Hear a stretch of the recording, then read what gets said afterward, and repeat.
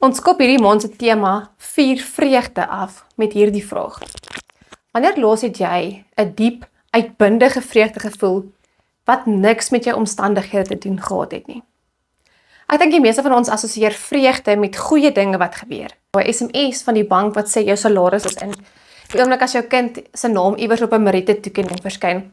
Of net die pure oorwinning as jou span 'n naal-byt eindstryd wen.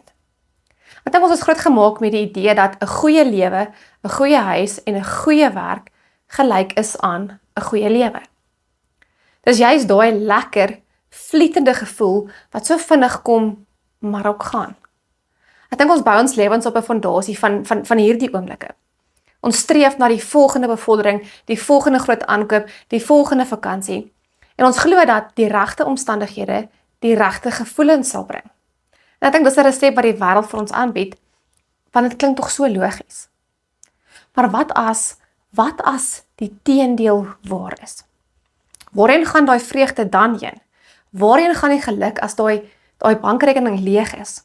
Of 'n mediese uitslaa alles behalwe goed lyk? Of die wêreld rondom jou net soos chaos lyk?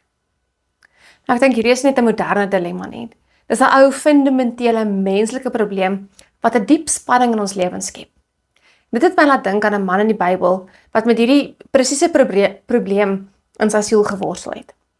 En ek dink hy het dit ook so direk aan God gestel. Hy het geleef in 'n tyd van onreg, geweld en vernietiging. En soos die tweede vers sommer al sê in die eerste hoofstuk, hoe lank moet ek om hulp roep voordat U hoor, Here? Moet ek by U kla oor die geweld voordat U red? Nou, Habakuk het rondom hom gekyk en 'n samelewing van chaos gesien. Hy het God se hulp gesoek, maar die antwoord wat hy gekry het, was die laaste ding wat hy verwag het. God het gesê dat hy die wrede Babiloniërs sal gebruik om sy eie mense te straf.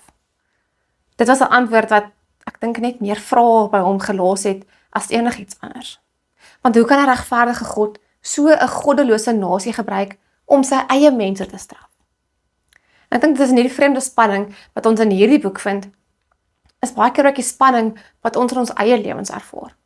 Ons verwag 'n oplossing, maar die lewe gee net vir ons meer en meer vrae. Maar dan in die laaste hoofstuk van die boek is daar nog 'n groot verskywing wat plaasvind.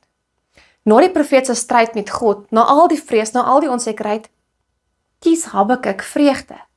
Hy sê in Habakuk 3 vers 17 en 18, al sou die vyeboom nie bot nie, en daar geen druiwe aan die wingerde wees nie, al sou die olyfoes misluk, en die lande geen oes lewer nie, al sou daar geen kleinvee in die kampe meer wees nie, en die beeskrale sonder beeste wees.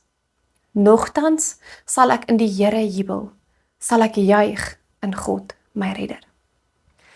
En wat 'n ongelooflike ding om te sê. Habakuk se vreugde het nie gekom omdat alles reg was nie, maar ten spyte van die feit dat alles verkeerd was. Hy het sy vreugde gebaseer op wie God is en nie op sy eie omstandighede nie. En ek dink dit is die antwoord wat ons soek. Vreugde lê nie in voorspoed nie, maar in 'n vaste vertroue in God. En tog voel dit partymal te veel, te moeilik, dat vreugde so ver is. Maar ek dink die boek Habakuk nooi ons uit om met God te praat. Eerlik te wees oor pyn en ons onsekerheid. Te worstel saam met God en al die onverstaanbare vrae maar te vra. Ek dink die ding wat vir my die meeste uitgestaan het was, dat vreugde nie altyd 'n gevoel is nie. Vreugde kan ook 'n besluit wees. Habakuk het gesê, nogtans sal ek jubel. Hy het 'n keuse gemaak. En ek dink ons kan ook kies om te jubel in God. Want ek dink dit skuif ons fokus van ons probleme na ons verlosser. En hierdie tipe vreugde kan niks van jou af wegneem nie. Dis 'n vaste vreugde wat in midde van die storm sal bly staan.